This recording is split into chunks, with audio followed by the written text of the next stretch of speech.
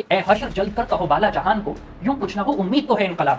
Gen Z movement politics के जरिए, मुतहर्रिक सियासत के जरिए, तहरीकों के जरिए रिजीम्स को अपसेट तो कर देती है। एक नया सिस्टम कंस्ट्रक्ट करने की बात आती है तो वहां पर जेंजी उतना अच्छा परफॉर्म नहीं कर पाती कि revolutionary periods are historical exceptions और revolutions are actually the engines of history which actually pull the human history and human society forward. क्या ये जनरेशन पिछली जनरेशन से डिफरेंट है? तो हाँ, ये जनरेशन पिछली जनरेशन से उतनी ही डिफरेंट है जितनी कि पिछली जनरेशन उससे पिछली जनरेशन से डिफरेंट थी। यानी जो मूवमेंट होती है ना, मैस मूवमेंट चल रही होती है, जब मैसेज सड़कों पर होते हैं तो सबसे बड़ी चीज़ जो हासिल होती है वो मुतालबात नहीं है जो वो मनवाते हैं। सबसे बड़ी चीज़ जो हासिल होती है कि जिस वक्त वो सड़क पर खड़े होते हैं ना, तो वो नौजवान की, लड़के की, लड़की की, उनकी उम्मीद, उनकी होप, उनका ऑप्टिमिज्म, उनकी पॉजिटिविटी अपने पीक पर होती है, अपने एपिटोम पर होती है। इंडिया के जज ने कह दिया, सुप्रीम कोर्ट के जज ने कि अरे यार ये क्या कॉकरोच निकल आते हैं रोज पर, उसी रिडिकुलस और उसी ह्यूमिलेटिंग जुमले को अपनी स्ट्रेस बना लिया, उसी के नाम से पार्टी बना ली। अरे तुम हमें कॉकरोच कहते हो, ठीक है हम कॉकरोचेस। रिसेंटली जो एक रिसर्जेंस हम देख रहे हैं पूरी दुनिया ही में और स्पेशली साउथ एशिया में कि स्टूडेंट एक्टिविज़म या यूथ एक्टिविज़म बढ़ता चला जा रहा है। और ना सिर्फ ये कि स्टूडेंट एक्टिविज़म बढ़ रहा है, यूथ एक्टिविज़म बढ़ रहा है, बल्कि ओवरऑल सोसाइटी में एक एक्टिविज़म का रिसर्जेंस हम देखते हैं, एक अपसर्ज हमको देखने को मिलती है कि सोसाइटी में शऊर भी बढ़ रहा है, अवेयरनेस भी बढ़ रही है, डिजिटल कनेक्टिविटी भी बढ़ रही है और लोग अपने बेसिक फंडामेंटल राइट्स से आशना भी हो रहे हैं, उनके हवाले से अवेयर भी हो रहे हैं और अपनी प्राइमोर्डियल आइडेंटिटी और बेसिक आइडेंटिटी के हवाले से लोगों की अवेयरनेस और लोगों की कॉन्शियसनेस बढ़ती चली जा रही है। और जैसे जैसे इस प्राइमोर्डियल आइडेंटिटी की कॉन्शियसनेस में इजाफा हो रहा है, लोगों के यहाँ और इस तरह की चीज़ें बढ़ रही हैं, डिजिटल कनेक्टिविटी बढ़ रही है, तो लोगों में एक ख़ास तरह का तहर्रुक, एक ख़ास तरह की एक्टिविज़म, एक ख़ास तरह की मूवमेंट, एक ख़ास तरह का इन्वॉल्वमेंट उनके कलेक्टिव और पॉलिटिकल अफेयर्स में हमको देखने को मिल रहा है। तो ये एक फ़िनोमेना है, एक रीसेंट फ़िनोमेना है कि जो माजी के या पास्ट के जो मुख्तलिफ पॉलिटिकल फिनोमिनाज रहे, पॉलिटिकल मूवमेंट्स रहीं, पॉलिटिकल अपहीवल्स रहे, पॉलिटिकल अपसर्ज रहा, उससे थोड़ा सा रिलेटिवली, कंपैरेटिवली थोड़ा सा स्लाइटली डिफरेंट है। बहुत ज़्यादा रेडिकली डिफरेंट तो नहीं है मगर स्लाइटली डिफरेंट है। लिहाजा हमें इस हवाले से इसको देखना चाहिए, समझना चाहिए, इस पर गौर करना चाहिए, इस फिनोमेना को अंडरस्टैंड करने की इस फिनोमेना को अंडरस्टैंड करने की कोशिश करनी चाहिए। इसको इस हवाले से देखना चाहिए कि इसको हम किस तरह से इससे कुछ कर सकते हैं, मतलब किस तरह से इसको बेहतर तौर से समझा जा सकता है। तो इसके हवाले से मैं कुछ गुफ्तगू आपसे आज करेंगे, हम इसको डिस्कस करने की और इसको डिबंक करने की, डिकोड करने की कोशिश करेंगे। तो eight the very first place अगर हम देखें तो ये जेनजी जो कहलाती है, या जनरेशन जेड, या जनरेशन अल्फ़ा, या कॉन्टेम्प्रेरी जनरेशन, या न्यू जनरेशन जो कहलाती है, एक तो ये चीज़ समझना चाहिए कि हमारे कॉन्टेक्स्ट में यानी जनरेशन जी, हमारे यहाँ सोसाइटी बहुत डिफरेंट है, बहुत अनइवनली डिस्ट्रीब्यूटेड है। हमारे यहाँ सोशल कोहॉर्ट जो है वो बहुत फैला हुआ है, बहुत डाइवर्स है, बहुत वर्सेटाइल है। मसलन आप किसे जेनजी कहेंगे?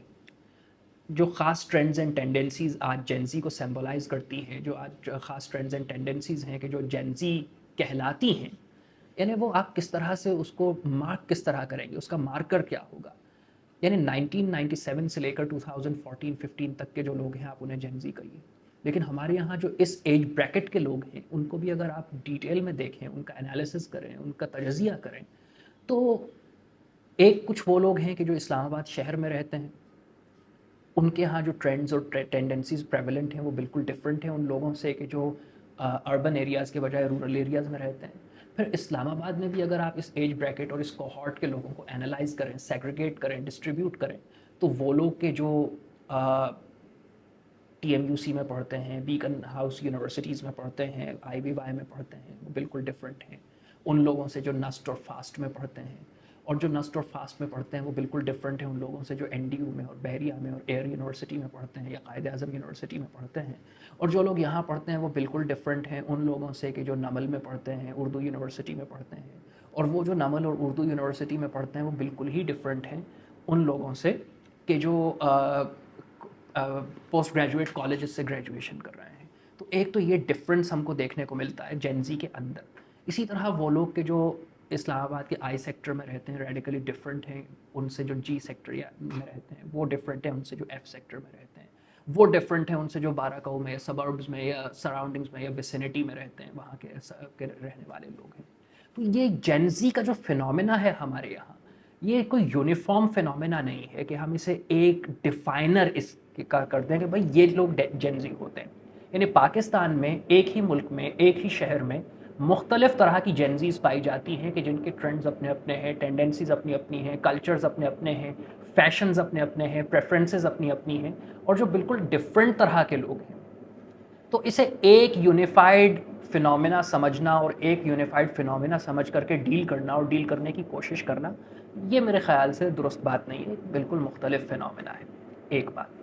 लेकिन उसके बावजूद कुछ ट्रेंड्स, कुछ टेंडेंसीज जो अब उभर करके सामने आ रहे हैं, वो कॉमन भी हैं कि जो इनको डिफ़ाइन करते हैं। यानी बावजूद इसके कि ये जो बहुत सी डाइवर्सिटी है, कुछ कॉमनैलिटीज़ भी हैं। अच्छा, एक तो ये कि क्या ये जनरेशन पिछली जनरेशन से डिफरेंट है? तो हाँ, ये जनरेशन पिछली जनरेशन से उतनी ही डिफरेंट है जितनी कि पिछली जनरेशन उससे पिछली जनरेशन से डिफरेंट थी। यानी हर जनरेशन खुद से पिछली जनरेशन से कुछ थोड़ी बहुत डिफरेंट होती ही है। यानी आई हैड एन इंटरेस्ट कि मैं पीटीवी के जितने पुराने शोज़ हैं, जितनी पुरानी चीज़ें हैं, वो देखूँ एक दफ़ा। तो मैंने आर्काइव्स वगैरह निकाले जो कुछ यूट्यूब पे अवेलेबल था, फिर एक ऐप पीटीवी ने बनाई। उसके अलावा मेरे कुछ जानने वाले पीटीवी में जॉब करते थे, उनके वो सब चीज़ें मैंने निकाल करके देखी। तो 70s के डेकेड में एक ज़िया मुइनुद्दीन शो आया करता था। तो मैं देख रहा था उसके डिबेट्स वगैरह, तो ज़िया मुइनुद्दीन शो में भी यही बात डिस्कस हो रही थी कि नौजवान नस्ल के मसाइल, नौजवान नस्ल की नई सोच, यही टॉपिक्स डिस्कस हो रहे थे। तो मालूम हुआ कि जो 70s की जनरेशन थी वो भी अपनी पिछली जनरेशन से कुछ नॉमिनली डिफरेंट थी। और ये एक नेचुरल फिनोमेना है कि हर नई जनरेशन प्रीवियस जनरेशन से कुछ थोड़ी बहुत डिफरेंट तो होती ही है। लेकिन क्या ये जनरेशन पिछली जनरेशन से इफेक्टिवली डिफरेंट है, रेडिकली डिफरेंट है, बहुत ज़्यादा डिफरेंट है? तो मेरा नहीं ख्याल कि बहुत ज़्यादा डिफरेंट है। हाँ, वो नॉमिनल डिफरेंस के जो हर जनरेशन में पिछली जनरेशन से होता है, वो इसमें भी है।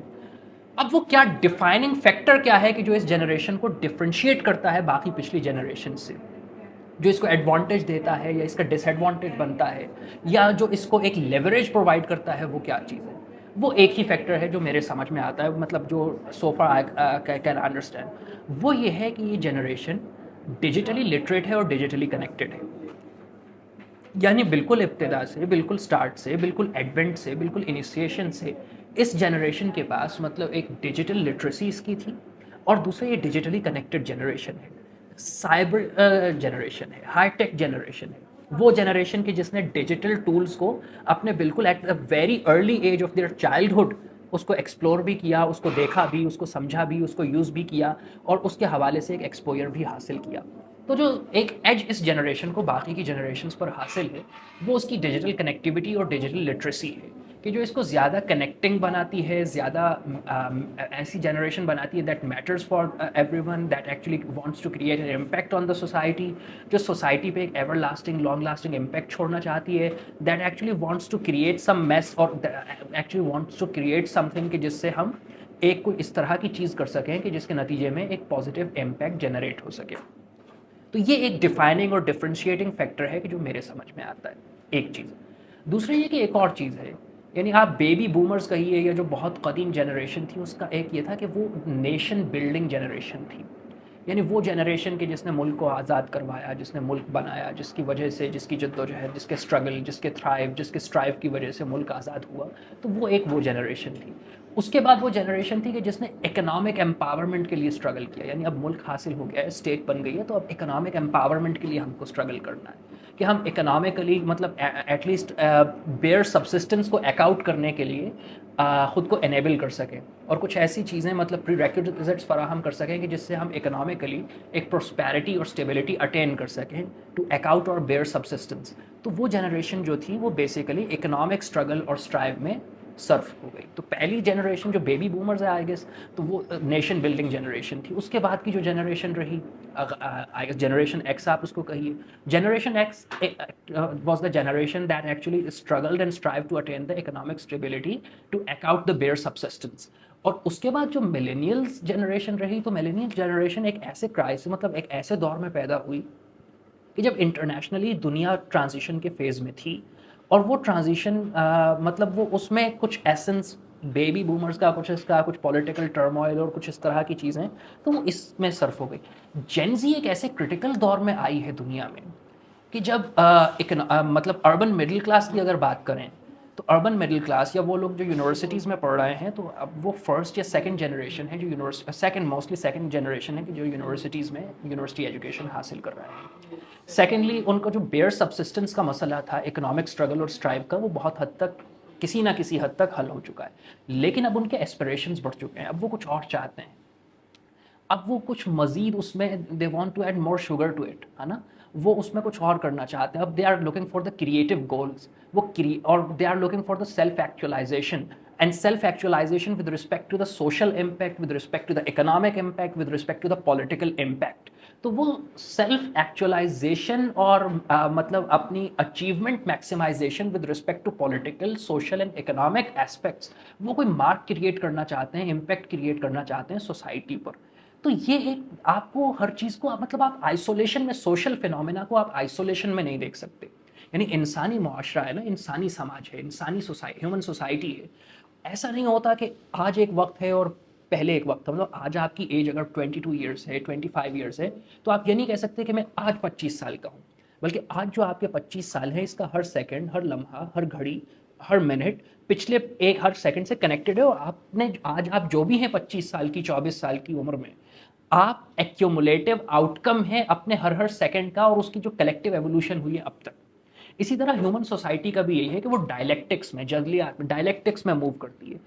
हर सदी, हर साल, हर पीरियड ऑफ हिस्ट्री अगले पीरियड से कनेक्टेड होता है और वो उस पर कुछ ना कुछ असरात मुरतब कर रहा होता है, उस पर कुछ ना कुछ इम्पैक्ट क्रिएट कर रहा होता है और उसको किसी ना किसी तरह से मतलब उसको इम्पैक्ट कर रहा होता है। तो इसी तरह आज जो हम देख रहे हैं ना कि आज की जो हमारी जनरेशन है कि वो क्या चल रहा है, तो एक्चुअली द थिंग इज कि जो बेबी बूमर्स थे, उन्होंने स्टेट मतलब नेशन बिल्डिंग थे, फिर उन्होंने इकोनॉमिक, उसके बाद की जनरेशन ने इकोनॉमिक स्टेबिलिटी टू अकाउंट मतलब एक सबसिस्टेंस लेवल पे लाने के लिए उसके लिए स्ट्राइव किया। उसके बाद की जनरेशन ने मजीद उसमें they added something to it. तो अब की जो जनरेशन है ये मतलब उन जो बेसिक सबसिस्टेंस लेवल है उस पर तो आ गई है और वो प्री रेक्विजिट्स इनके पास हैं कि जो बिल्कुल बेसिक नेसेसिटीज़ हो सकती हैं लाइफ की। मतलब यूँ कह लीजिए कि जो एनिमल नेसेसिटीज़ जिन्हें आप कहते हैं, कि जो एक जानवर को भी चाहिए होती हैं, क्योंकि इससे पहले तो वो भी नहीं थी हमारे यहाँ सिस्टम्स की वजह से। खाना, पहनना, पीना, कपड़ा, एनिमल नेसेसिटीज़ भी उससे भी डिप्राइव कर दिया था हमें इस सिस्टम ने। तो पिछली जनरेशन्स के स्ट्रगल की वजह से अब वो बेसिक नेसेसिटीज़ तो हासिल हो गई हैं किसी हद तक। लिहाजा अब का क्या है कि अब उससे आगे बढ़ करके अपने इम्पैक्ट को, अपने सेल्फ को एक्चुअलाइज करें, इम्पैक्ट को मैक्सिमाइज करें with respect to society, economy and politics.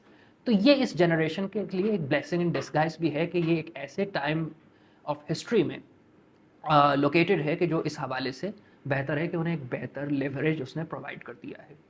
तो एक तो ये चीज़ है।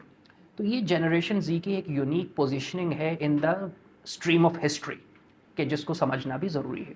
तो अब तक कितनी बातें हमने कर ली? 2 से 3 बातें हो गई। पहले ये कि जनरेशन जी जो 1997 से 2014, उसके बाद जनरेशन अल्फ़ा, ये जो जनरेशन है मतलब हमारे यहाँ पाकिस्तान में इनके कुछ डिस्टिंक्ट फीचर्स हैं, मगर ये जनरेशन बहुत डाइवर्स्ड है हमारे यहाँ। इसका कोहॉर्ट, इसका सैम्पल बहुत डाइवर्स्ड है। इस एक जनरेशन के अंदर ही हमें कई तरह के ट्रेंड्स और टेंडेंसीज़ देखने को मिलती हैं, कई तरह के फैशंस देखने को मिलते हैं, depending upon the socio economic and cultural backgrounds. पहला पॉइंट। दूसरा पॉइंट हमने ये कहा, लेकिन इस सब के डिफरेंसेस के बावजूद इनमें कुछ कॉमन पॉइंट्स भी हैं जो इन्हें डिस्टिंक्ट करते हैं। वो कॉमन पॉइंट एक ही है जो मेरे समझ में आता है एज़ पर माई अंडरस्टैंडिंग, वो ये है कि इस जनरेशन की डिजिटल कनेक्टिविटी और डिजिटल लिटरेसी माजी की जनरेशन्स के मुकाबले में ज़्यादा है। तीसरा पॉइंट हमने ये डिस्कस किया कि क्या ये जनरेशन पिछली जनरेशन से डिफरेंट है। तो हाँ, ये जनरेशन पिछली जनरेशन से नॉमिनली डिफरेंट है, जैसा कि हर जनरेशन अपने से पिछली जनरेशन से डिफरेंट, नॉमिनली डिफरेंट हुआ करती है। लेकिन क्या रेडिकली और इफेक्टिवली डिफरेंट है? तो आई डोंट थिंक रेडिकली और इफेक्टिवली डिफरेंट है।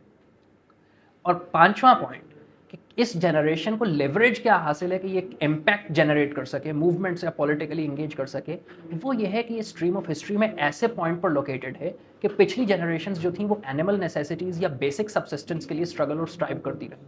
पहली जनरेशन ने कॉलोनाइजिंग पावर्स के खिलाफ नेशन बिल्डिंग में किरदार अदा किया। उसके बाद की जनरेशन ने इकोनॉमिक स्टेबिलिटी और प्रीरेक्विजिट्स और एनिमल नीड्स के लिए किरदार अदा किया, रोल प्ले किया।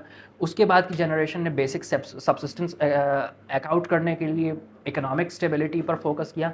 अब ये जेन ज़ी है कि इनको प्रीरेक्विजिट्स हासिल हो चुके हैं, तो ये उससे बढ़ करके सेल्फ एक्चुअलाइजेशन और इम्पैक्ट मैक्सिमाइजेशन के लिए कुछ पॉलिटिकल, सोशल, इकोनॉमिक इस तरह की कुछ चीज़ करना चाहते हैं। तो ये तो एक ब्रीफ सा जेन ज़ी का एनालिसिस था कि जो मुझे आपके सामने प्रेजेंट करना था। और जेन ज़ी के साथ साथ जेन अल्फ़ा पे भी आप इसको अप्लाई कर लीजिए, वो भी इससे नॉमिनली डिफरेंट होगी, कुछ ज़्यादा डिफरेंस नहीं है। उसमें एआई का इम्पैक्ट आपको वो करना पड़ेगा कि उसमें एआई वहाँ पर मतलब है कि वो एआई का एक इम्पैक्ट होगा जो जेन ज़ी से उसे डिफ्रेंशिएट करेगा। यानी वो डिजिटली इलिटरेट और डिजिटली कनेक्टेड थे, वो एआई एनेबल्ड होगी, जेन अल्फ़ा एआई एनेबल्ड होगी, और उसके बहुत से उनके साइकोलॉजी पर, उनकी बाकी चीज़ों पर बहुत कुछ इम्पैक्ट्स होंगे। तो ये तो जेन ज़ी का एक एनालिसिस हो गया। अब आइए जो रीसेंट डेवलपमेंट्स हैं दुनिया में भी और स्पेशली साउथ एशिया में भी, जो आज का हमारा टॉपिक भी है, जनरेशन इन मोशन की पॉलिटिकल कनेक्टिविटी, ये जो पॉलिटिकल एंगेजमेंट है, जो एक पॉलिटिकल अपसर्ज हमको देखने को मिल रहा है, जिसे आप लोगों ने पॉलिटिकल रिसर्जेंस का नाम दिया। तो अपसर्ज यानी रिसर्जेंस क्या होती है कि जो चीज़ पहले कभी हुआ करती थी, फिर वो गुम हो गई, खो गई, इट गॉट लॉस्ट, और उसके बाद अब दोबारा से वो रिसर्च कर रही है, वो दोबारा रिसर्फेस हो रही है। तो वो चीज़ है कि जो रिसर्जेंस कर रही है ना। तो अब ये कि ये इस फिनोमेना को हम ज़रा डिकोड करने की कोशिश करते हैं कि जो पॉलिटिकल फिनोमेना है इसको किस तरह से डिकोड किया जा सकता है। तो एट फर्स्ट प्लेस मैं ये समझता हूँ कि जेन ज़ी, ये जो डिजिटल कनेक्टिविटी ने इसको एनेबल किया कि एक कॉमन कॉज के लिए ये इकट्ठा हो सके। जो मैस मूवमेंट्स होती हैं, जो किसी भी सोसाइटी में आती हैं और उसके नतीजे में एक बड़ी पॉलिटिकल मूवमेंट जनरेट होती है, ये मूवमेंट साइकोलॉजी पॉलिटिकल साइंस का एक पूरा अलग से सब्जेक्ट है, जिस पर डिटेल में बात होनी चाहिए कि मूवमेंट साइकोलॉजी क्या होती है, मूवमेंट बनती किस तरह से है। इलेक्टोरल पॉलिटिक्स उससे बिल्कुल डिफरेंट है मूवमेंट पॉलिटिक्स से, और मूवमेंट पॉलिटिक्स बिल्कुल डिफरेंट है सोशल तरह की या सामाजिक तरह की तर्ज सियासत से। तो ये मूवमेंट पॉलिटिक्स में जेन ज़ी बहुत इफेक्टिव है, इम्पैक्टफुल है, इंगेजिंग है।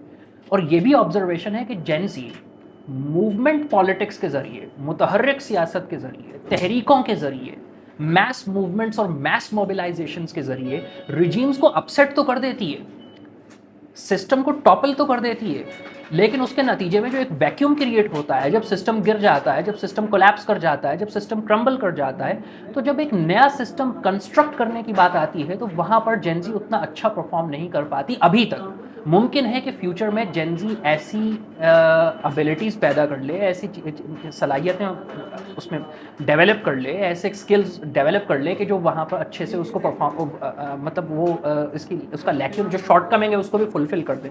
लेकिन अभी तक ये ऑब्जर्वेशन है कि वो उसमें उतना अच्छा परफॉर्म नहीं कर पाती जितना कि सिस्टम और स्टेटस को चैलेंज करने में परफॉर्म कर पाती है। लेकिन इसके बावजूद मुझे एक शेर याद आ रहा है, शायद मोमिन का शेर है कि ए हश्र जल्द कर तहोबाला जहान को, यूं कुछ ना हो उम्मीद तो है इनकलाब में। एक स्टेटस को होता है, वो लोगों का मतलब इस्तेसाल कर रहा है, एक्सप्लॉइट कर रहा है, अपने नेचर में बहुत डिटीरियोरेटिव है, हर तरह से जुल्म और जबर और जूर और जफा और सितम और इस्तिबदाद कर रहा है, डिस्क्रिपेंसीज कर रहा है, लोगों में एक अनरेस्ट है, हर तरह से लोगों में एक मतलब खामखा एक लोगों को स्नब किया जा रहा है, सप्रेस किया जा रहा है, डिप्रेस किया जा रहा है, हर एतबार से पॉलिटिकली, सोशली, इकोनॉमिकली सोसाइटी बिल्कुल एक तबाही के दहाने पर पहुंच चुकी है। ऐसे में ये बहुत इंपॉर्टेंट होता है कि कुछ उम्मीद तो हो सोसाइटी को कि कुछ चेंज होने जा रहा है। यानी ये जो ह्यूमन सोसाइटीज़ होती हैं, इंसानी मुआशरा होता है, इंसानी मुआशरे की जो स्पिरिट है वो उम्मीद है। तो ये जो रेवोल्यूशनरी पीरियड्स होते हैं, ये जो मूवमेंट साइकोलॉजी का सबसे अहम फैक्टर क्या है, सबसे अहम कॉन्ट्रीब्यूशन क्या होता है, ये सोसाइटी में असरनो होप को, ऑप्टिमिज्म को और उम्मीद को रीइंस्टॉल कर देता है। यानी जो मूवमेंट होती है, जब मैस मूवमेंट चल रही होती है, जब मैसेज सड़कों पर होते हैं, तो सबसे बड़ी चीज़ जो हासिल होती है वो मुतालबात नहीं है जो वो मनवाते हैं। सबसे बड़ी चीज़ जो हासिल होती है कि जिस वक्त वो सड़क पर खड़े होते हैं ना, तो वो नौजवान की, लड़के की, लड़की की, उनकी उम्मीद, उनकी होप, उनका ऑप्टिमिज्म, उनकी पॉजिटिविटी अपने पीक पर होती है, अपने एपिटॉम पर होती है कि कुछ मिल जाएगा, कुछ हो जाएगा, कुछ हासिल हो जाएगा। तो ये सबसे बड़ी चीज़ होती है। आ जाओ आ जाओ। तो ये एक सबसे बड़ी चीज़ होती है कि वो उनकी वो चीज़ जो है वो अपने एपिटॉम पर होती है, वो अपने पीक पर होती है कि वो किस तरह से उसको कर रहे होते हैं। तो दैट्स एक्चुअली द थिंग कि जिसकी वजह से मतलब आप अच्छे से उसको कर सकते हैं। तो एक तो ये इसका पॉजिटिव एस्पेक्ट है, लेकिन दूसरा वो मैंने कहा कि जो शॉर्टकमिंग है वो ये है कि once they collapse the system, once they make the system surrender in front of them, so they haven't got the prerequisites, they haven't got the abilities to reconstruct something positive out of it या carve something positive out of it. But हम ये तवक्को करते हैं कि Gen Z अपने इस lacuna पर, अपनी इस शॉर्टकमिंग पर फोकस करेगी और they will actually develop some attributes and abilities कि जो उनको एनेबल करें कि वो अपनी वो जो चीज़ें हैं, वो जो एट्रीब्यूट्स हैं, उनमें भी अच्छे से कंट्रीब्यूट कर सके। एक तो ये चीज़ हो गई। अब आते हैं जो रिसेंट मूवमेंट्स हुई। देखिए साइकोलॉजी मूवमेंट्स हर एक के अपने अपने ग्रीवियंसेस होते हैं। मूवमेंट कैसे चलता है, किसी का पानी का मसला होगा, किसी का कोई और मसला होगा, किसी का कोई अदालत में, हर एक के अपने अपने ग्रीवियंसेस होते हैं, हर एक के अपने अपने मसाइल होते हैं, हर एक के अपने अपने फड्डे होते हैं, हर एक के अपने अपने प्रॉब्लम्स होते हैं। हाँ, और हर कोई अपने अपने प्रॉब्लम्स की वजह से, सिस्टम से, स्टेटस को से, इन तमाम चीज़ों से तंग होता है। इन तमाम चीज़ों के ऐसे के हवाले से कुछ कर नहीं पा रहा होता है। वो कुछ करने के लिए मतलब वो तड़प रहा हो, उसमें एक अर्ज पैदा होती है कि I actually must need to do something about it, है ना।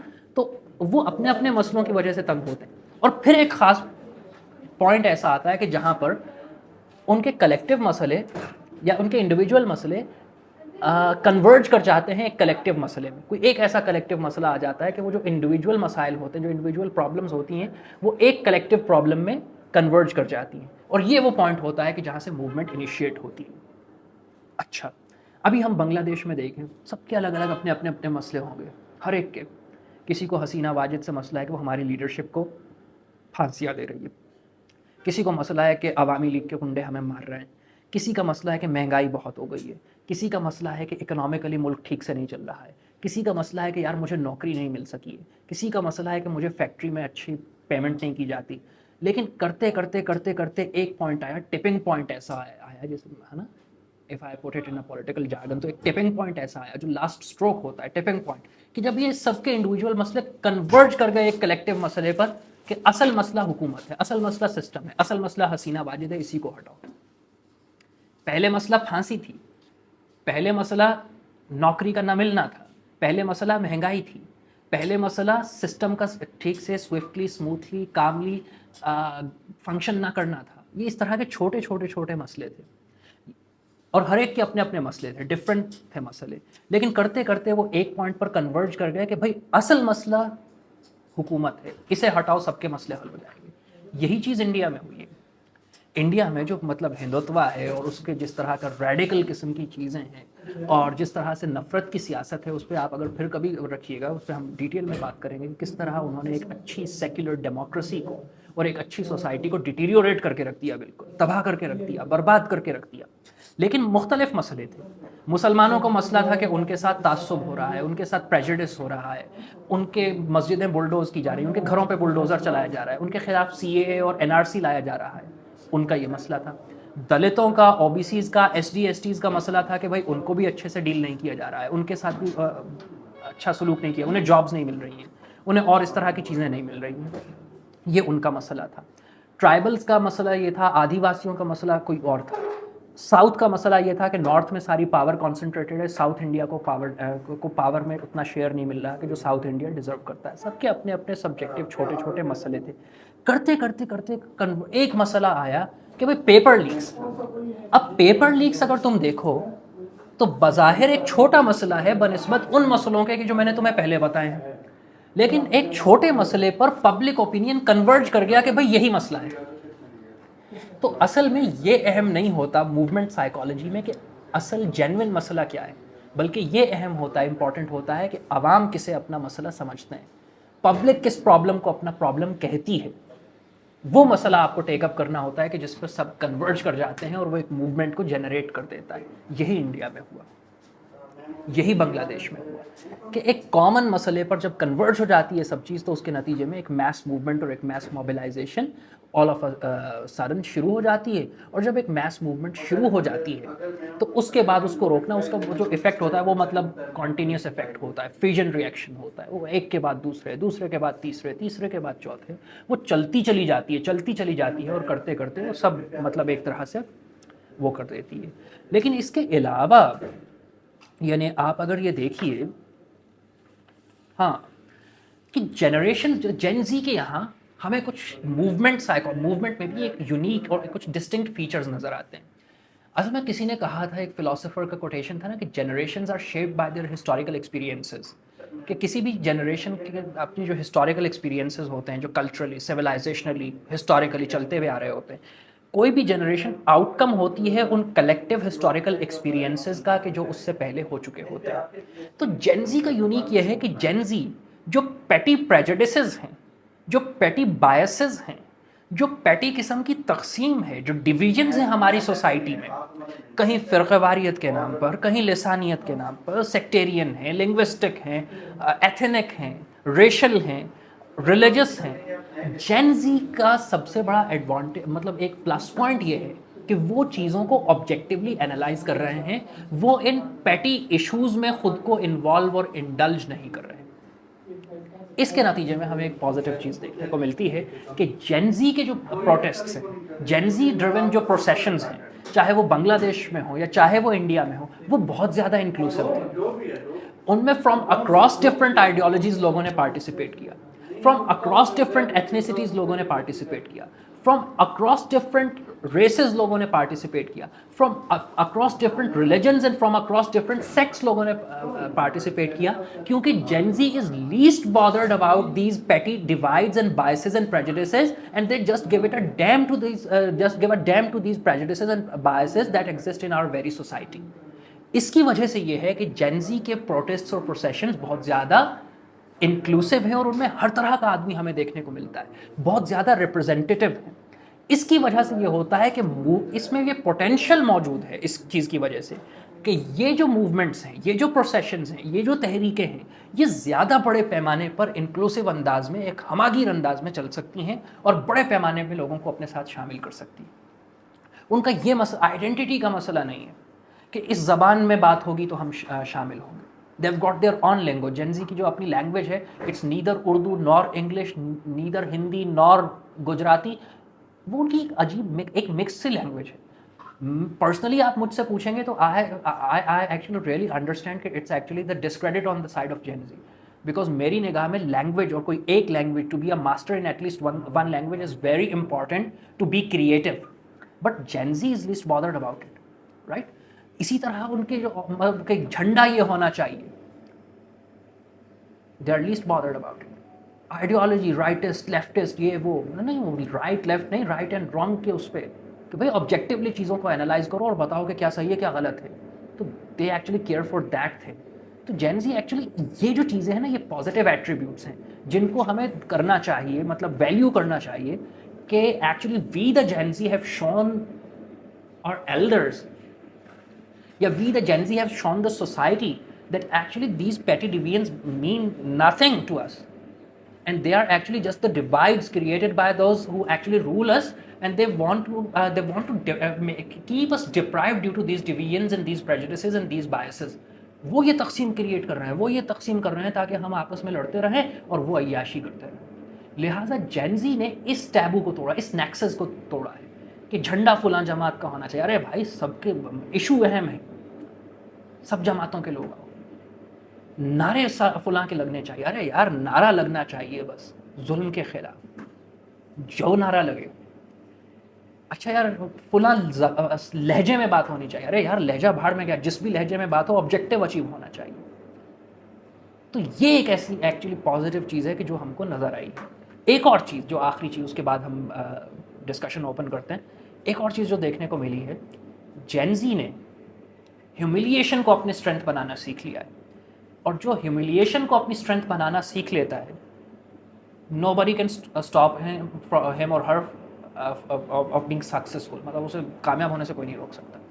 तो जेनजी का सबसे ये चुटकुले के तौर पर था ना, इंडिया के चीफ जस्टिस, इंडिया के जज ने कह दिया, सुप्रीम कोर्ट के जज ने कि अरे यार ये क्या कॉकरोच निकल आते हैं रोज़ बरोज़। उन्होंने वही जो उनके लिए ऑफेंस था, यानी उन्हें ऑफेंड करने के लिए कहा गया था, एक ऐसा जुमला कहा गया था जो उन्हें रिडिक्यूल कर रहा था, उन्हें ह्यूमिलिएट करना चाह रहा था, उन्होंने उसी रिडिकुलस और उसी ह्यूमिलेटिंग जुमले को अपनी स्ट्रेंथ बना लिया, उसी के नाम से पार्टी बना ली। अरे तुम हमें कॉकरोच कहते हो तो ठीक है, हम कॉकरोचेस हैं, है ना। इसकी एक मिसाल आपको मिल जाएगी,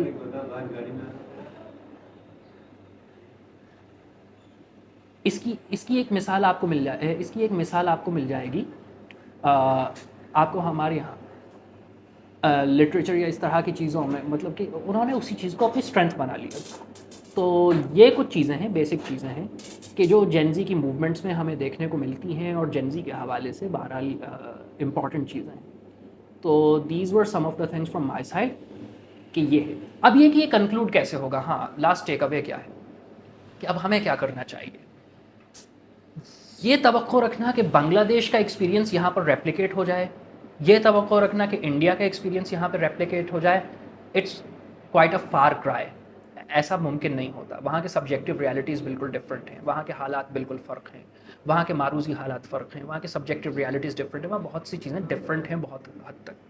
अच्छा, अब अगर वो चीज़ें बहुत डिफरेंट हैं, हमारे यहाँ की चीज़ें बहुत डिफरेंट हैं, तो इस वजह से हमें हमारे यहाँ की जेन ज़ी या जेन अल्फ़ा को, हमारे यहाँ की यूथ को, हमारे यहाँ की कॉन्टेम्प्रेरी जनरेशन को अपनी ग्राउंड रियलिटीज़ के मुताबिक ऐसे पाथवेज फाइंड करना होंगे, अपने यहाँ के जेन्युइन इश्यूज़ को टेकअप करना होगा, अपने यहाँ के असल लोगों की पल्स को समझना होगा, अपनी सोसाइटी को समझना होगा, और सबसे बढ़कर के यहाँ की सिविलाइजेशन, यहाँ के कल्चर और यहाँ की हिस्ट्री को समझना होगा। और उसको समझते हुए अपने हिस्टोरिकल कॉन्टेक्स्ट, अपने सोशल बैकग्राउंड और अपनी ग्राउंड रियलिटीज़ को मद्देनज़र रखते हुए कुछ ऐसी चीज़ डिराइव करना होगी कि जिसके नतीजे में हम स्टेटस को चैलेंज भी कर सकें और कुछ बेहतर तौर से परफॉर्म भी कर सकें, और जो एक्सपेक्टेशंस हैं इस जनरेशन से, उन एक्सपेक्टेशंस को फुलफिल भी कर सकें with respect to the political, social and economic impact. तो इस हवाले से आप भी कोशिश कीजिए, हम भी कोशिश करते हैं, और पूरे मुल्क में और बिलउमूम और स्पेशली रावलपिंडी और इस्लामाबाद में इंशाअल्लाह आने वाले दिनों में, और not very far away days but days which are quite nearer, हम इंशाअल्लाह कुछ कोशिश करते हैं, कर भी रहे हैं। और सबसे अहम तो इस तरह की डिबेट्स को और ज़्यादा हम इनिशिएट करें, और साथ ही साथ कुछ प्रैक्टिकली कुछ इस तरह की चीज़ें करने की कोशिश करें। इसके साथ ही हम फोरम को ओपन करते हैं, कुछ क्वेश्चंस हों या कुछ आप लोगों में से कोई कंट्रीब्यूट करना चाहे तो इस तरह कर लेते हैं, और उसके बाद फिर हम कंक्लूड करते हैं। सही है भाई?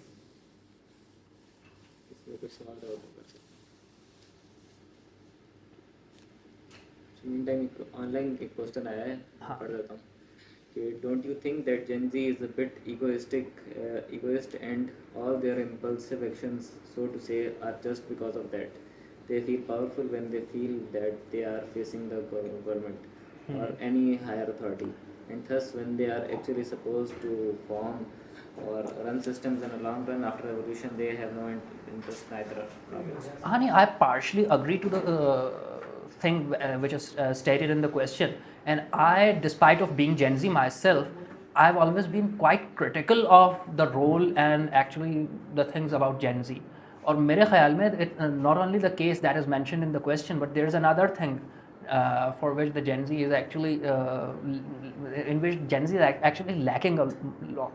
I just actually want to state or quote a sentence or a phrase by a famous orator and literate शोरिश Kashmiri. वो कहा करते थे कि नौजवानों के बारे में, 70s के नौजवानों के बारे में जो उस वक्त की जेनजी रही होगी, कि इनका एक मसला है, और वो एक जुमला कहते थे, ये माजी से नावाकिफ़, हाल के बरगश्ता और मुस्तकबिल से मायूस है।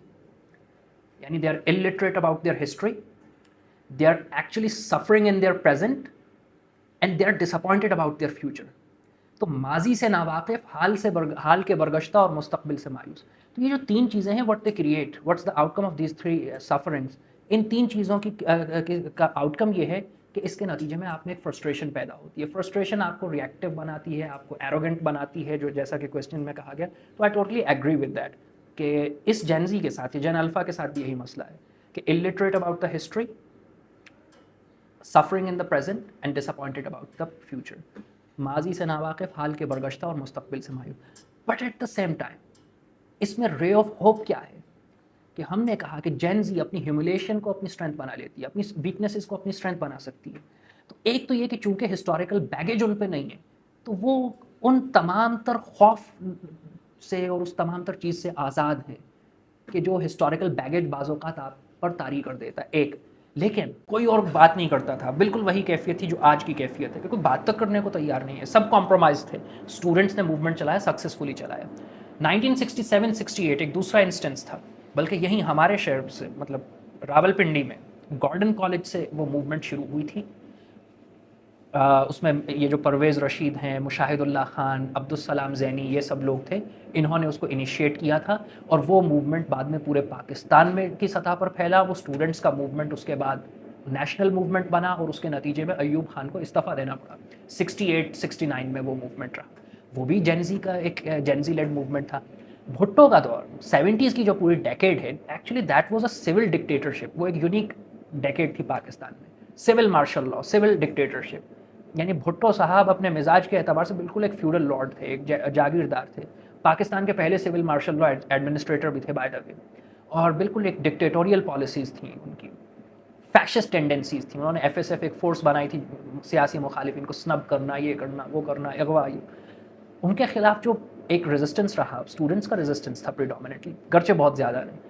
ज़ियाउल हक के पीरियड में ज़ियाउल हक के खिलाफ MRD का मूवमेंट चला, फेल हो गया। जो थोड़ी बहुत रेजिस्टेंस रही वो स्टूडेंट्स की रेजिस्टेंस थी, मगर वो पिछली जो डॉक्टर सरवर की 56-7 वाली रेजिस्टेंस थी, या जो 68-9 वाली गॉर्डन कॉलेज से शुरू होने वाली, उसके मुकाबले में बहुत माइनर थी। उसके बाद असल में कुछ ऐसा नहीं हुआ। उसमें एक फैक्टर है कि स्टूडेंट यूनियंस नहीं रहीं, लेकिन वो एक फैक्टर है, और भी उसके बहुत से फैक्टर्स हैं। एक मूवमेंट बेहतर तौर से चला कायदे आज़म यूनिवर्सिटी में 2007 में, जब एक इस्लामिस्ट्स का और लेफ्टिस्ट का एक अलायंस भी बना। आज़म खान और डॉक्टर आलिया ने उसको लीड किया। आज़म खान जो अब BBC के जर्नलिस्ट हैं और अच्छे उस वक्त वो वहाँ पे लीड कर रहे थे स्टूडेंट्स को कायदे आज़म यूनिवर्सिटी में। डॉक्टर आलिया प्रोफेसर हुद बॉय की बेटी हैं, तो एक अलायंस। लेकिन वो कुछ ऐसी चीज़ें हुई जो मैं यहाँ पर डिस्कस मुनासिब नहीं होगी, लेकिन वो मूवमेंट चल ही नहीं सका, वो चलने से पहले ही फेल हो गया। लेकिन वो एक जेन्युइन मूवमेंट था, और उसके प्रीरेक्विजिट्स, उसकी थ्योरेटिक्स, उस पर जो बेसिक वर्किंग थी वो बिल्कुल एक जेन्युइन थी, और उसमें ये पोटेंशियल था कि वो बड़ा मैस मूवमेंट बन सकता था। मगर कुछ फैक्टर्स की वजह से वो फ्लॉप हो गया। तो ऐसा नहीं है कि पाकिस्तान में यूथ ने नहीं किया ऐसे instance, there are actually the instances in the history कि पाकिस्तान के लोगों ने, पाकिस्तान के स्टूडेंट मूवमेंट्स ने, पाकिस्तान की जेनजी ने, हर दौर की जेनजी ने, या पाकिस्तान के यूथ ने, या पाकिस्तान के उन्होंने बहुत अच्छा परफॉर्म किया with respect to the political impact, और एक मीनिंगफुल पॉलिटिकल एंगेजमेंट भी क्रिएट की, और एक एवर लास्टिंग पॉलिटिकल इम्पैक्ट भी जनरेट किया। लेकिन बदकिस्मती ये रही है कि यहाँ पे स्टेटस को काफ़ी ताकतवर है। दूसरे, यहाँ की जो सोशल मेकअप है वो ज़रा डिफरेंट है। यहाँ पे फ्यूडल वैल्यूज़ बहुत ज़्यादा स्ट्रांग हैं। अर्बन सेंटर्स बहुत कम हैं, और जो हैं भी वो उस तरह के डेवलप्ड अर्बन सेंटर्स या सिटीज़ नहीं है, मेट्रोपॉलिटन या कॉस्मोपॉलिटन नहीं है। मिडिल क्लास अपने साइज़ के अतबार से बहुत लिमिटेड है। इसके अलावा यहाँ फ्यूडल टेंडेंसीज़ का मैं तज़किरा कर चुका, और मिडिल क्लास लिमिटेड है। तो ये कुछ ऐसे फैक्टर्स हैं। हाँ, इंडस्ट्री नहीं है, बड़ी इंडस्ट्री नहीं है कि जिससे लोअर मिडिल क्लास जो मिडिल क्लास को सपोर्ट कर वो फॉर्मुलेट हो सके। तो ये कुछ यहाँ के सोसाइटी के फैक्टर्स हैं कि जो एक बड़े मूवमेंट के हवाले से एक हिंड्रेंस और एक ऐसी चीज़ क्रिएट भी करते हैं, लेकिन जो कि इंडिया में नहीं है, बांग्लादेश में उस तरह नहीं है। वहाँ की सोसाइटी डिफरेंट है, वहाँ मिडिल क्लास काफ़ी बड़ी है, वहाँ पे सोशल मोबिलिटी यहाँ की निस्बत ज़्यादा है, वहाँ अर्बनाइजेशन यहाँ की निस्बत ज़्यादा है, वहाँ रूरल एरियाज़ में भी पंचायत और इस तरह के सिस्टम्स और इस तरह के इदारे बहुत इफेक्टिव हैं, वो इफेक्टिवली काम करते हैं। वहाँ फ्यूडलिज्म बिल्कुल भी नहीं है, लैंड रिफॉर्म्स बहुत इफेक्टिव हुए थे, वहाँ सोसाइटी लिबरेटेड है, वहाँ डेमोक्रेटिक वैल्यूज़ स्ट्रेंथेंड हैं किसी हद तक यहाँ की निस्बत। तो यहाँ लेकिन इतने बहुत से मतलब रुकावटों के बावजूद यहाँ पर जो यूथ लेड मूवमेंट्स रहे हैं हिस्ट्री में, अपने अपने दौर की जेनजीज अगर आप उसे कहें कोट अनकोट, उन्होंने जो काम किया है वो इन तमाम तर रुकावटों के होते हुए बहुत अच्छा काम है बनिस्बत उसके कि जो वहाँ हुआ।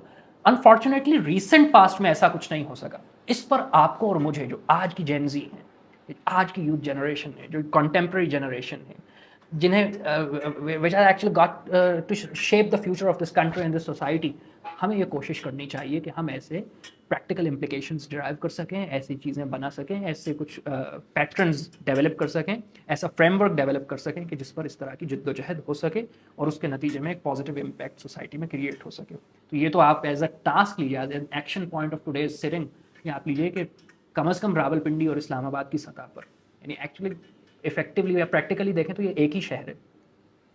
इस शहर को डिफ्रेंशिएट करना पॉसिबल नहीं है ना। एक ही तरह के लोग दोनों तरफ रहते हैं, दोनों लोअर मिडिल क्लास के शहर हैं, दोनों सोशो इकोनॉमिक एतबार से पैरामिड दोनों लोअर मिडिल क्लास के शहर हैं। एक ही तरह की बिरादरियाँ दोनों तरफ, जो वहाँ बिरादरी है वहाँ यहाँ भी वही बिरादरियाँ हैं।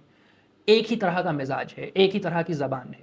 फिर ये कि कोई ऐसा शहरी नहीं होगा कि जो रोज़ाना 2 से 3 दफ़ा इंटरसिटी ट्रैवल नहीं करता, यानी वो सुबह पिंडी में होता है, दिन में इस्लामाबाद में होता है, शाम में फिर पिंडी में होता है, रात में फिर इस्लामाबाद में होता है ना, इंटरसिटी ट्रैवल करता है। फिर ये कि दोनों डिपेंडेंट है, स्टूडेंट्स पिंडी में रहते हैं, यूनिवर्सिटीज़ इस्लामाबाद में है, ख़रीदार इस्लामाबाद में रहते हैं, दुकानें पिंडी में हैं, काम करने वाले वर्कर्स पिंडी में रहते हैं, ऑफिसेज इस्लामाबाद में। तो मतलब इंटरडिपेंडेंट सिटीज़ हैं ना, मतलब इनको आप अलग नहीं कर सकते। दोनों एक ही सोशो इकनॉमिक बैकग्राउंड है, दोनों लोअर मिडिल क्लास के शहर हैं, दोनों का मिजाज एक तरह का है, ज़बान एक तरह की है, कल्चर एक तरह का है, सब कुछ एक तरह का है। तो कम से कम इस एक्शन पॉइंट को एज अ चैलेंज आप एक्सेप्ट कीजिए कि रावलपिंडी और इस्लामाबाद की सतह पर एक ऐसी मोबिलाइजेशन, एक ऐसा गैल्वेनाइजेशन, एक ऐसी चीज़ हम डेवलप करने की, कुछ करने की कोशिश करेंगे कि जो बाकी पाकिस्तान के लिए भी प्रेसिडेंट हो। वैसे तो अपने एम्स को, एस्पिरेशंस को हाई रखना चाहिए कि हम मुल्की सतह पर करेंगे, लेकिन कम से कम रावलपिंडी और इस्लामाबाद की सतह पर तो कुछ करके दिखाएंगे, और बहुत दूर में नहीं, नियर फ्यूचर में इंशाल्लाह। एक ऑनलाइन कमेंट आया है तो बहुत लंबा, लेकिन मैं पढ़ देता हूँ। Brother said millennials and generations before them had to work more on their financial condition, and Gen Z has a bit of platform from where they continue their journey. But as far as their financial condition is concerned, 45% of the population is below poverty line, even though the line is at 8,000 rupee or so. So Gen Z also has to work through finances, and even more than previous generations, due to strong grip of this financial system. Also, he said movements formed due to convergence on a single issue. They unite on, but realistically in Pakistan, Balochistan has other problems like security, but Punjab has no such issue.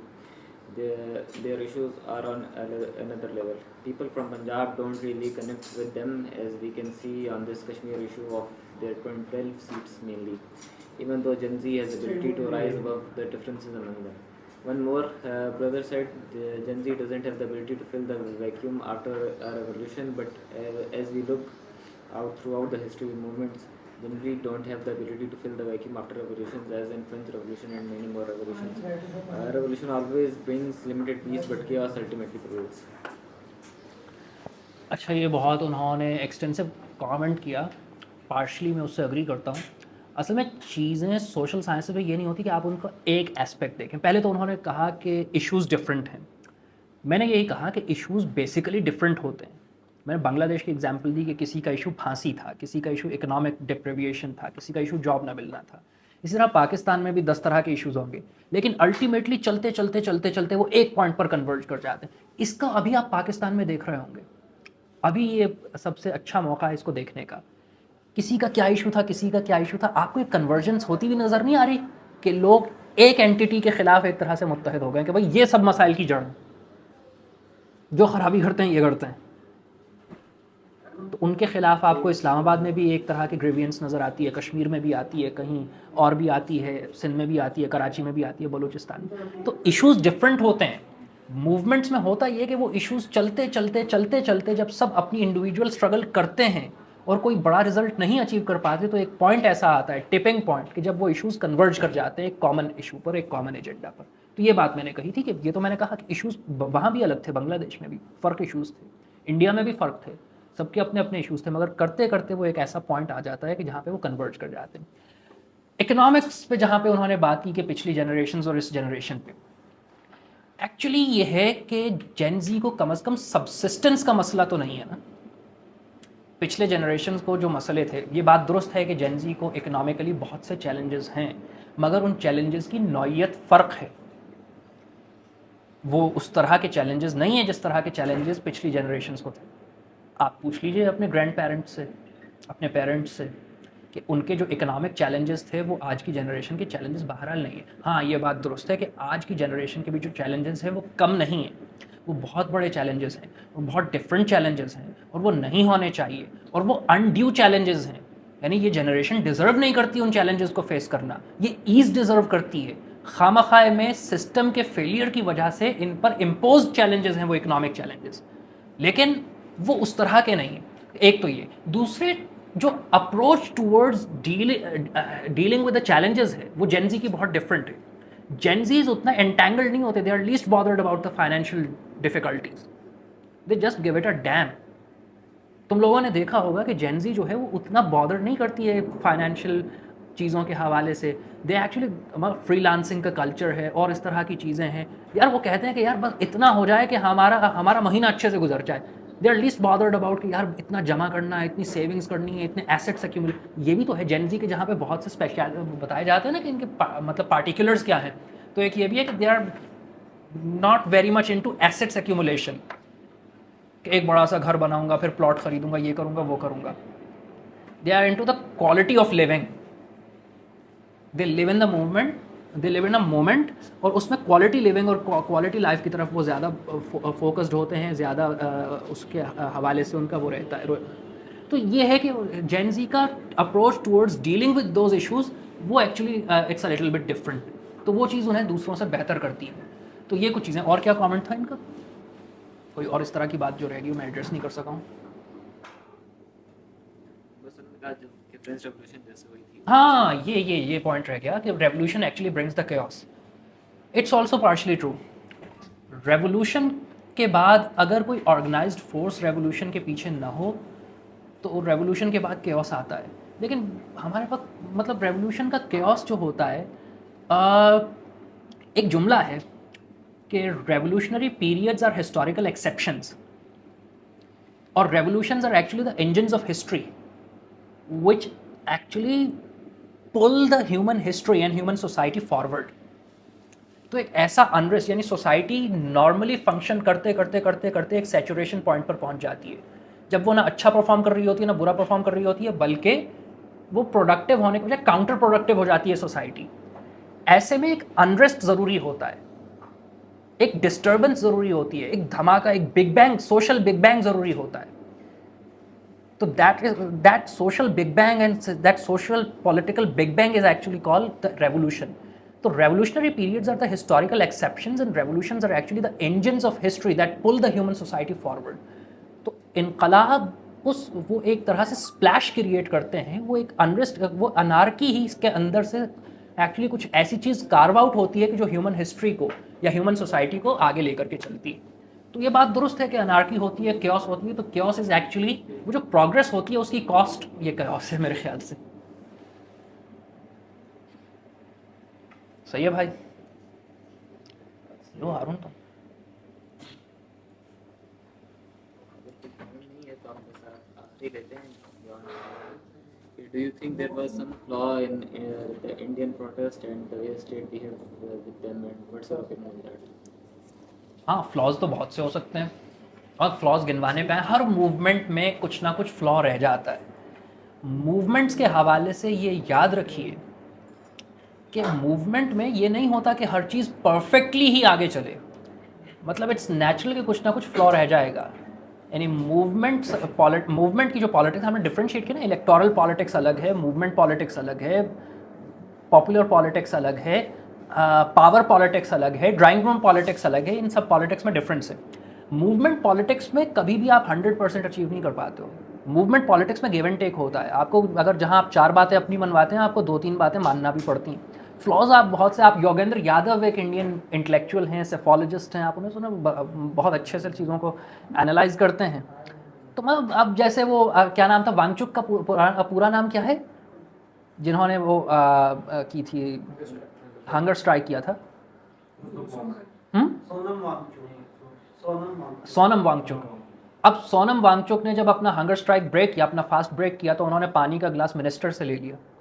उसके optics बुरे हैं, इस पर criticism हुआ कि यार ये minister जिससे लेकर के उसी मिनिस्टर से करने की क्या ज़रूरत थी। फिर ये कि हमेशा हर मूवमेंट में होता है कि जो आपसे प्रेस कॉन्फ्रेंस में कमिटमेंट की जाती हैं, एक लर्निंग वो भी है कि जो आपसे वर्बल कमिटमेंट्स की जाती हैं, जो रिटन कमिटमेंट्स आपको दिए जाते हैं, उसमें फ़र्क होता है। अभी रिटन कमिटमेंट्स मेरे ख्याल से वो अभी तक आया नहीं है, या आ गया तो मैंने देखा नहीं है, लेकिन उसमें आप देखिएगा कि जो कमिटमेंट्स उनसे वर्बली की गई हैं वो डिफरेंट, कुछ ना कुछ स्लाइट डिफरेंस होगा उसमें। गवर्नमेंट या ब्यूरोक्रेट्स जो है ना, वो बहुत बारीक काम डाल देते हैं उसमें, एक तिगड़म सी लगा देते हैं, जो उर्दू में कहते हैं, वो तिगड़म लगा देते हैं उसमें। तो actually that's also the thing. तो इस तरह की कुछ चीज़ें वीज़ें हो जाती हैं, लेकिन ओवरऑल मूवमेंट देखिए उसमें ना, इंडिया में प्रॉब्लम क्या था, अगर हम सब्जेक्टिवली इंडिया ही की बात करें, हमने इंडिया की बात उस तरह से की नहीं, हमने तो ऑब्जेक्टिव बात की जनरल। इंडिया की सेक्युलर डेमोक्रेसी कॉम्प्रोमाइज़ हो गई थी हिंदुत्व और 2014 के बाद से। बल्कि उसमें मैंने एक सेंटेंस एक जगह लिखा भी था, कहा भी था कि गांधी की अहिंसा की जगह मोदी के अहंकार ने ले ली थी। अहंकार हिंदी में कहते हैं वायलेंस को, एरोगेंस को। तो गांधी की अहिंसा की जगह मोदी के अहंकार ने ले ली थी। यानी कोई बात सुनी नहीं जा रही थी ना।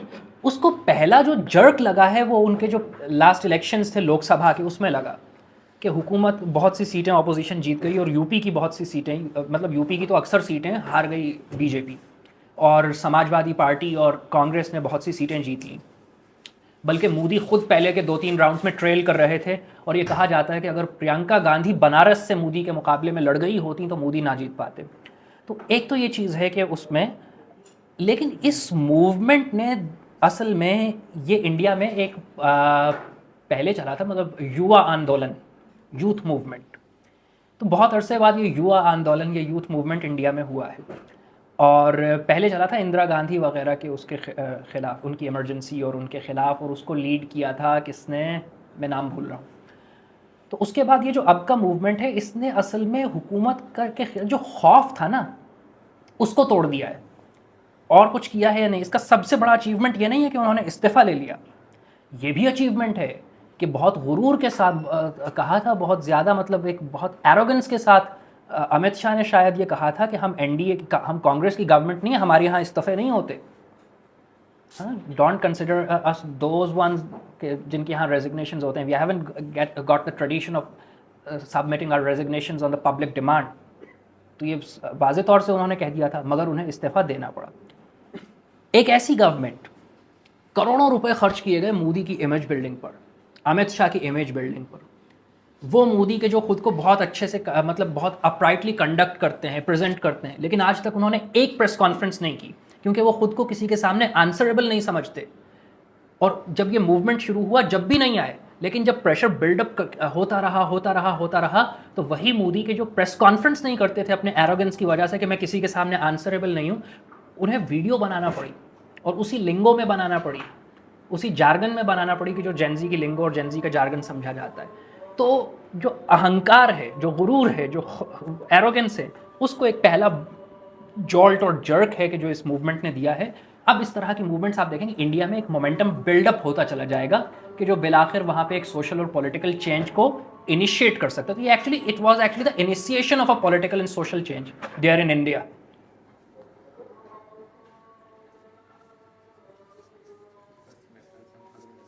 तो कंक्लूड करते हैं। तो चंद बातें मैं समराइज़ कर रहा हूँ, हमने जो चंद बातें की पहले ये, हाँ जैसे कि आपने अभी बताया, प्रोटेस्ट उनका सक्सेसफुल हो गया, लेकिन उसके बाद हमने देखा कि अब पुलिस दोबारा से स्टूडेंट्स को अरेस्ट कर रही है और स्टूडेंट्स की वीडियो ला रही है जो अपोलोजाइज कर रही है। तो आप क्या समझते हैं ये कैसे इम्पैक्ट करेगा उस मोमेंट को? देखिए, एक्चुअली इन चीज़ों से बहुत ज़्यादा फ़र्क नहीं पड़ता, बल्कि ये चीज़ें और ज़्यादा आउटरेज करती हैं पब्लिक को, और इनके नतीजे में रिएक्शन पैदा होता है, और पहले से ज़्यादा बड़े मोमेंटम और क्वांटम के साथ पब्लिक रिएक्ट करती है। तो मैं ये समझता हूँ कि इसके नतीजे में जो मतलब एक अनसेटिस्फैक्ट्री सी कंडीशन है पब्लिक में with respect to the government, उसमें इजाफा होगा। ये चीज़ें पॉजिटिवली कंट्रीब्यूट नहीं करेंगी, नेगेटिवली कंट्रीब्यूट करेंगी। तो हम समराइज़ कर रहे थे, जेनजी स्लाइटली या नॉमिनली डिफरेंट है अपनी माजी की जनरेशन से, बहुत रेडिकली डिफरेंट नहीं, उतनी ही डिफरेंट है जितनी हर जनरेशन अपनी पिछली जनरेशन से डिफरेंट हुआ करती है नॉर्मली। पहला पॉइंट, डिफरेंशिएटिंग पॉइंट क्या है? वो पॉइंट ये है कि Gen Z is digitally connected and digitally literate. With respect to the previous generation.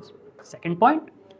Third point हमने क्या उसके बाद हमने क्या डिस्कस किया कि जो हमारे मूवमेंट्स चल रहे हैं दुनिया भर में, एक यूनिक फिनोमेना है, इसमें ऑब्जेक्टिविटी ज़्यादा नज़र आती है, मतलब हमें बहुत ज़्यादा उस तरह की पैटी डिवीजन्स नज़र नहीं आती जो पिछले जनरेशन्स में थी।